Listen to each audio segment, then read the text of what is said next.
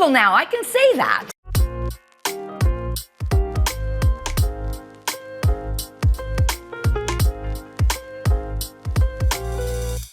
Sun, summer, sizzle, easy, bruschetta. I know that everybody's going yawn on the bruschetta. Here's a nice, more modern twist, makes it taste a bit more delicious. So here we go. You need a baguette. A day-old baguette, 2 days is even better because we're going to toast them, and toasted fresh bread does not give the integrity to the bread to hold up the tomatoes. Number 2. Colored tomatoes, you can get them now all the time, shouldn't be a problem. So we have a parchment sheet on your cookie sheet. Tomatoes whole, we're gonna blister them in a 375-degree oven. So in this little bowl right here, I've got a clove of garlic, and I'm going to drop in a pinch of granulated sugar. And we're just going to do this.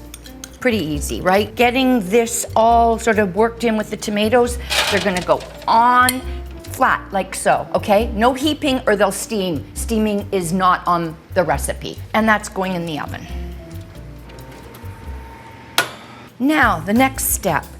Use a good baguette. Don't use a nasty one. This is a local bakery we love. We're gonna slice on the diagonal, and do not make it so thick that your whole appetizer is bread. That's not the idea. So we're going to put it on a tray with nothing, and we're going to broil them. You could also, if it's a beautiful summer's day and you're doing this outside, you could toast those on the barbecue. So we're going to broil both sides of these, and then we're going to I'm going to classically show you what to do to prepare it. Okay, so while that's rolling along, I want 1 whole garlic clove.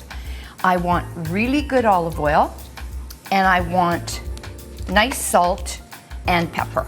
I'm sure everybody is familiar with burrata, but in case you are not, it is sort of the new kid on the block. And by that, it's not brand new. It's been here for years. The Italians have been enjoying it forever and ever. The reason that we have not been able to enjoy it is because it's so fragile. This cheese must be flown in. It doesn't take the slow boat, and it's in a brine.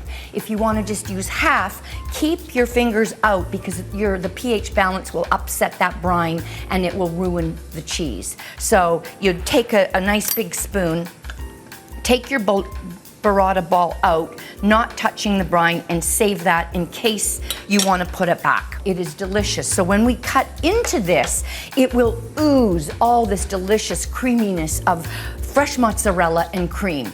So, calorically speaking, don't ask. So we're going to cut this up. Now watch when I cut it, you can see the beautiful curds inside. Okay, so we're breaking this up so that we can easily put it on top of the tomatoes. Let's check on that bread. Okay, here we go. So while the bread is warm, you're going to take that whole garlic clove and you are going to rub that all over the bread. And the heat from the warm bread sucks up the garlic, and it just gives it this incredible perfumed aroma without being in your face garlic that's offensive. So you're gonna do both sides.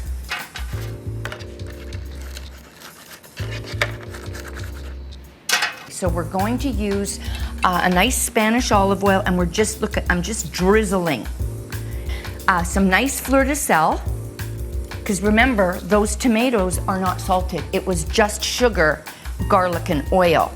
I'm gonna let that seep in for 1 second, and I'm gonna bring our tomatoes out just to give them a toss. So that's what they're looking like. Almost, you can see that we don't want them cooked, we just want them blistered. So they've got a couple more minutes, and now I am going to turn this over and do the same thing on the other side. We've already garlicked both sides, so now we're just going to do the same. Again, little pinch, don't go overboard. I like a black plate, obviously, because the color is gonna hugely pop with the black plate.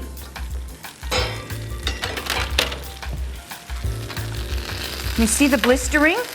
Oh yeah, that's what we want.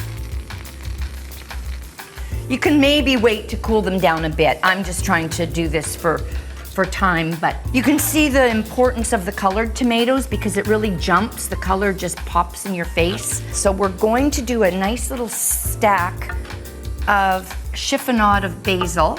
Stems are off, so stacking up.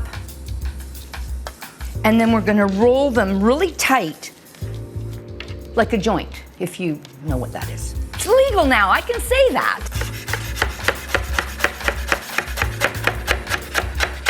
So there you have what the French call chiffonade. So now we're going to take this beautiful burrata and we're going to spoon it all over the top, like so.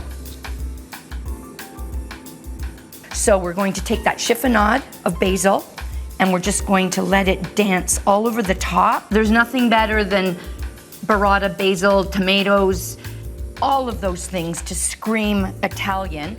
And then to finish it off, of course, you need a good grind of fresh pepper, just on the top.